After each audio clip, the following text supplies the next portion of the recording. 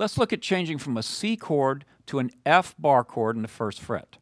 A C chord can comfortably be played with your thumb just resting on the neck, because you can clear all the strings and you can do okay. But to play this F bar chord, you're obligated to put your thumb down the middle of the back of the neck, because you've got to get this grand bar in here, and you've got to keep your other fingers upright. So I'm going to show you a couple things to think about as a guitarist. When you're playing the guitar, and especially playing bar chords, there's an element that I call the fatigue factor that comes into play. You can't let your hand get fatigued and cramped up, so you have to find these little spots where you can rest. If I'm playing and I keep my thumb in the back all the time,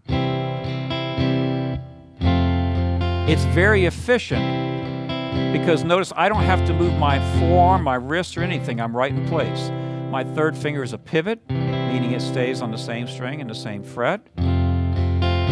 And this would be a great way to play. But if I'm playing a song that has a lot of bar chords, and it really doesn't take too many, especially on a steel string acoustic, I'll feel fatigue starting to set in my hand.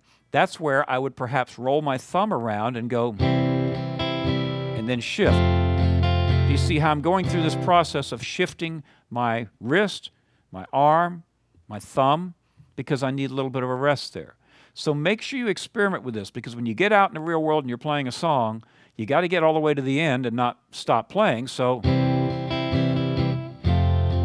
if you need to shift, do so. But do practice keeping your thumb in one place. Both techniques are very important.